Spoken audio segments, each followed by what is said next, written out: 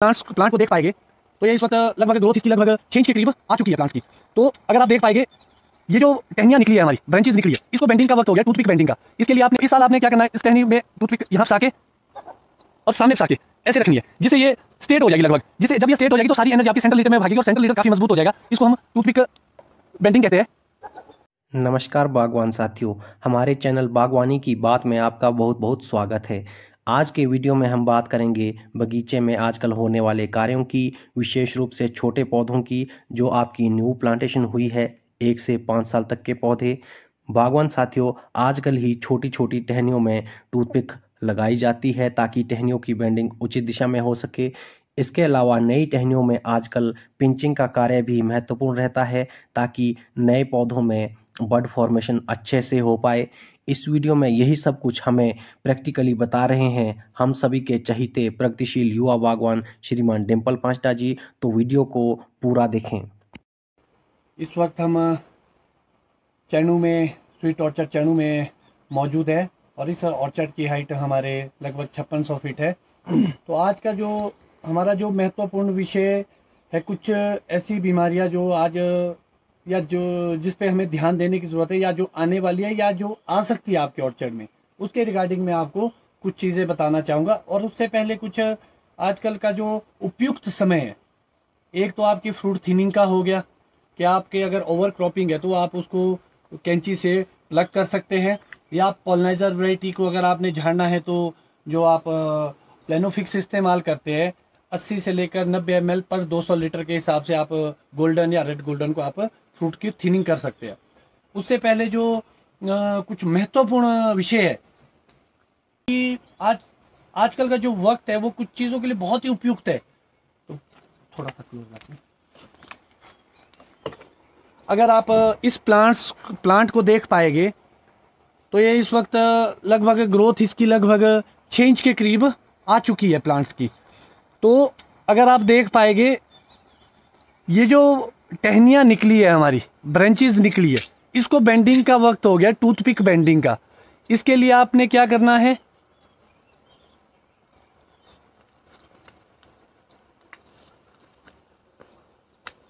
इसके लिए आपको एक ऐसी टूथपिक लेनी है जो दोनों साइड से पेनी हो। और इसका इस्तेमाल कैसे करना, इसका इस्तेमाल हमने ऐसे करना, अगर आप इन ब्रांचेस को ऐसे ही रखेंगे तो ये बिल्कुल पैरेलल आपके टॉप के पैरेलल में जाएगी और ये काफ़ी मजबूत हो जाएगी, जिससे अगली साल आपको इसको कैंची से काटना पड़ेगा। तो इस साल आपने क्या करना है, इस टहनी में टूथपिक यहाँ फंसा के और सामने फंसा के ऐसे रखनी है, जिससे ये स्ट्रेट हो जाएगी लगभग। जिससे जब ये स्ट्रेट हो जाएगी तो सारी एनर्जी आपकी सेंट्रल लीटर में भागेगी और सेंट्रल लीटर काफ़ी मजबूत हो जाएगा। इसको हम टूथपिक बेंडिंग कहते हैं।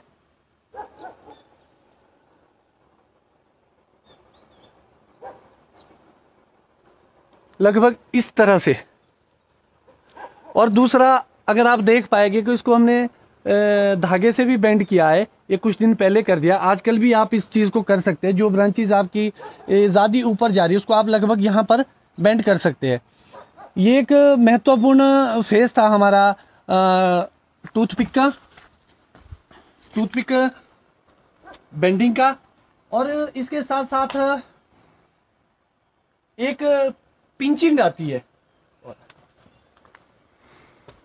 जो आपकी ये ब्रांच है जो आपके मेन लीडर से निकली है, कुछ टहनियाँ इसमें ग्रोथ में भागती है, तो इसको हमने क्या करना, ऊपर से हाथ से ऐसे तोड़ देना है।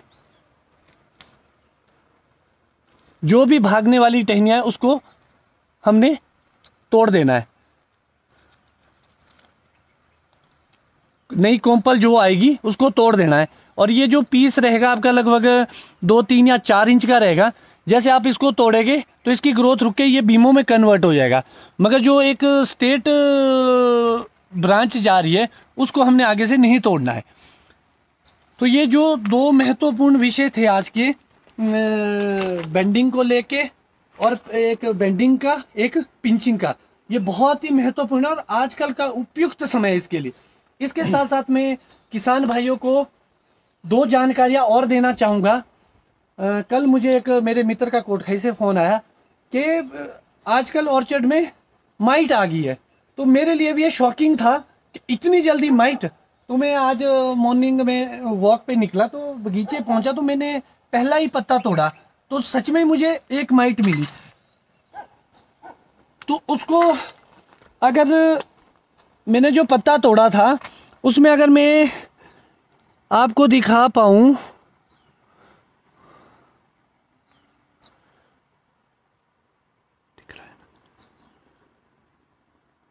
ये छोटा सा कीड़ा है। ये इसके लिए आपको सबसे अति आवश्यक जो है आपके पास एक लेंस होना चाहिए, क्योंकि जिसकी आईज ठीक है देख पाती है तो वो तो शायद ऐसे भी आइडेंटिफाई कर ले, नहीं तो आपके पास एक लेंस होना चाहिए। लेंस से आप इसको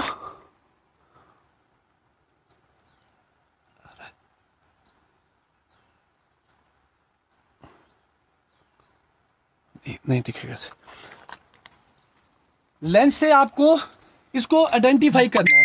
अगर कुछ किसान भाई को अब लेंस कहाँ से लाएंगे ये भी एक दिक्कत आएगी। अगर आंखें से भी नहीं देख पाए तो आपने क्या करना है, एक पेपर लेना है, कागज लेना है, कॉपी का, प्लेन हो, लाइन वाला हो, उसके अंदर आपने पत्ता रखना है यूं करके और उसको ऊपर से आपने दबा देना है।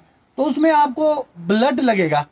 वो आपने देखना है कि अगर उसमें ब्लड लगता है तो आपके माइट है, अगर आप ऐसे देख सकते हैं तो ये एक बहुत ही महत्वपूर्ण फेस रहेगा। अगर माइट आती है इसके साइड इफेक्ट्स क्या होंगे, सबसे ज्यादा मैटर ये नहीं करेगा कि इस साल क्या क्या फर्क पड़ेगा। इस साल सबसे पहले माइट आती क्यों है, जो आपके पत्तों के ऊपर हरापन आता है, ग्रीनरी आती है, उसको क्लोरोफिल कहा जाता है। जो ये क्लोरोफिल होता है यही हमारा भोजन बनाता है। तो अगर ये जो चूसने वाले जितने भी कीड़े आते हैं, माइट आती है, तो वो क्या करेगी, आपकी क्लोरोफिल को चाट लेगी, जिससे पौधा भोजन नहीं बना पाएगा, जिससे आपके कलर नहीं आएगा और फ्रूट साइज नहीं बन पाएगा। तो आपको फोकस करना है कि आपने माइट नहीं आने दें। और इसका नेगेटिव इम्पैक्ट, बहुत सारे फार्मर की ये शिकायत रही, इस साल के फ्लावर नहीं आया लास्ट ईयर, इस साल लास्ट ईयर की क्रॉप। उसका एक रीजन ओवर क्रॉपिंग भी हो सकता है, मगर जो सबसे मेजर रीजन रहा लास्ट ईयर, एक आपके पतझड़, दूसरा आपका माइट, तीसरा आपका वुली एफिड। उससे क्या हो गया, जो भी कीड़े चूसने वाले आते हैं वो आपके क्लोरोफिल चाले के भोजन नहीं बना, जो आपका बीमा था, जो मिच्योर्ड होना था वो मिच्योर्ड नहीं हो पाया। तो इसके लिए आपने सबसे महत्वपूर्ण बीमारी का इस वक्त जो इलाज है वो आपके माइट रहेगा। आप अपने बगीचों में जाइए और बिना माइट के आप स्प्रे ना कीजिए। अगर आप कर सकते हो तो समर ऑयल की 2 लीटर का, अभी आजकल थोड़ा मौसम खराब है, 2-4 दिन में जब गर्मी बढ़ेगी तो 2 लीटर आप समर ऑयल की स्प्रे कर सकते हैं माइट कंट्रोल के लिए। अगर आप माइटी साइड पे जाना चाहते हैं तो आप माइटी साइड पे भी जा सकते हैं, मगर माइट को रोकना बहुत महत्वपूर्ण है, क्योंकि इस साल की फसल के साथ साथ इसी चीज पर हमारी अगली साल की क्रॉप भी डिपेंड करेगी। कहीं फिर से ना किसान रोने लगे कि भाई हमारे फूल नहीं आया या बीमा डेवलप नहीं हो पाया। तो आपने माइट की ओर बहुत ध्यान देना है। अभी फिलहाल मेरे ऑर्चर्ड में एक माइट दिखी मुझे एक पत्ते में, तो पूरी तरह आइडेंटिफाई नहीं किया, इसके बाद पूरा विजिट करूंगा। लगभग 2-3 माइट तक आप ये चल सकता है, मगर ये बहुत स्पीड से फैलती है। आप अपने बगीचों में जाइए और जरूर चेक कीजिए, मगर जिस स्पीड से इतनी जल्दी आ गया ऐसे अच्छे वेदर में, तो ये बहुत ही सोचने वाली बात है। और मेरी विभाग से और सरकार से गुजारिश रहेगी, क्योंकि आप कंपनी से या विभाग में सस्ते दामों पर किसान भाइयों को माइट की दवाई उपलब्ध कराए, क्योंकि ये बहुत बड़ा रूप ले सकती है माइट इतनी जल्दी आके। और इसके साथ साथ एक और बीमारी जो आजकल में हम आइडेंटिफाई कर रहे हैं, आपकी जानकारी के लिए मैं बताना चाहूंगा। आपकी नई कोपल पे ये काले काले से कीड़े दिखेंगे, ग्रीन रोजी एफिड बोलते हैं इसको। तो इसके साथ साथ कई आप बार देखेंगे यहाँ एक चींटी लगी है। तो ये करता क्या है, नई कोपल में जो ऊपर आपकी जो भोजन होगा वहां सक करेगा, जिससे ग्रोथ में प्रॉब्लम आएगी और ये भी दिक्कत देता है। तो इसको कंट्रोल करने के लिए आपको वैसे ये नई कोपल पे कहीं कहीं होता है, इसके लिए आपको कोई भी इंसेक्टिसाइड आपके पास जो भी उपलब्ध हो, पिट्ठू मशीन में मिला के, या जो अगर किसी के पास छोटे प्लांट्स है तो जो नाई के पास स्प्रेयर आता है छोटा सा, तो उससे आप स्प्रे कर सकते हैं। कुछ लोगों की ये शिकायतें रहती है कि चींटी लगी है। किसान भाइयों, मैं आपको बताना चाहता हूं कि चींटी किसी भी प्रकार का नुकसान नहीं करती। जो ये रोजी एफिड है, ग्रीन रोजी एफिड है, ये एक मीठा पदार्थ छोड़ता अपने पीछे, और ये चींटी उसको खाने जाती है। ये चींटी की बीमारी नहीं है, ये आपकी कीड़ों की बीमारी है। चींटी इसलिए इस पे रन करती है क्योंकि ये बहुत सारी मिथ्या फैलाई जाती है फार्मर के दिमाग में। तो जो हमारा पर्पज है, हमारे किसान भाई जागरूक हो और किसी भी ऐसी दवाई का इस्तेमाल ना करे जिसकी उसको जरूरत नहीं है। तो ये कुछ एक महत्वपूर्ण विषय थे। और इसके साथ साथ आजकल किसान भाइयों को पत्ता मुड़न की शिकायत, मेरे पास कोई बहुत सारे वो आगे, वैसे मैंने परसों भी बताया था, पत्ते मुड़ रहे हैं और ब्राउन से स्पॉट करके वो कर्ल हो रहे हैं। वो किसी भी लोग पूछ रहे हैं कि इसका इलाज क्या, मैं आपकी जानकारी के लिए बता देना चाहता हूं, इस बीमारी का कोई भी इलाज नहीं है क्योंकि ये सैब के साथ फ्लो करता है। अगर आपको कोई दवाई बेच रहा है लीफ कर्ल के लिए तो उसका वो वेस्ट है आपकी, ये ऑटोमेटिकली ठीक होगी। ज्यादा ये वेदर फ्लक्चुएशन से, जब ठंडा गर्म का ज्यादा टेम्परेचर रहता है उस साल ये प्रॉब्लम्स ज्यादा आती है, तो आपको इसके लिए स्प्रे करने की कोई जरूरत नहीं है। और फिर एक महत्वपूर्ण विषय में और बताना चाहूंगा कि जो मैंने आप कई फार्मर के आजकल आप देखोगे बीड़ी की तरह ऐसे पत्ते बन जाते हैं, लगभग ऐसे कर्ल हो जाते हैं। तो किसान भाई सोचता कि ये क्या हो गया। तो मैं आपको जानकारी के लिए बताना चाहता हूं, इसमें सबसे बड़ा रोल एक न्यूट्रिशन का तो होता ही है, न्यूट्रिशन की कमी भी हो सकती है, मगर उसके साथ साथ जो सबसे महत्वपूर्ण वो होता है पाउडरी मिल्ड्यू। वो पाउडरी मिल्ड्यू की वजह से आता है। फिर कुछ किसान भाइयों की मेरे से क्वेश्चनिंग आई है, बहुत सारे क्वेश्चन आए कि कहीं कहीं हमारे पाउडरी मिल्ड्यू है। तो मैं आपकी जानकारी के लिए बताना चाहता हूँ कि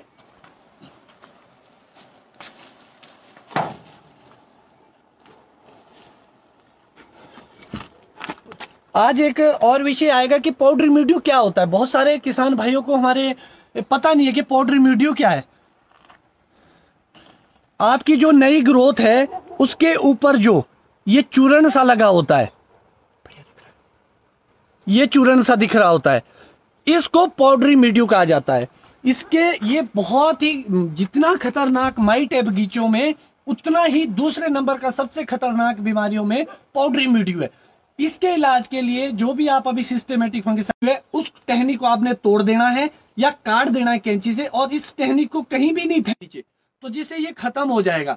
तो आप किसी की बातों में ना आए और खुद जागरूक बने और आइडेंटिफाई करना शुरू कर दीजिए कि पर्टिकुलर बीमारी क्या है, उसका इलाज क्या है। तो ये कुछ आज के जो महत्वपूर्ण विषय थे हमारे। तो बागवान साथियों, श्रीमान डिम्पल पांचटा जी ने हमें बहुत अच्छे से समझाया कि आजकल टूथपिक फंसाकर किस तरह नए शूट्स की बेंडिंग करनी चाहिए और कैसे पिंचिंग करके हम पौधे में नए बीमे का निर्माण कर सकते हैं। आशा है आज का यह वीडियो आपके लिए काफ़ी इन्फॉर्मेटिव रहा होगा। वीडियो को लाइक करना बिल्कुल ना भूलें और चैनल को सब्सक्राइब करना बिल्कुल ना भूलें। हम बागवानी से संबंधित वीडियोस लगातार आपके लिए लेकर आते रहते हैं। आपसे मुलाकात होगी अगले वीडियो में। तब तक के लिए नमस्कार, जय हिंद।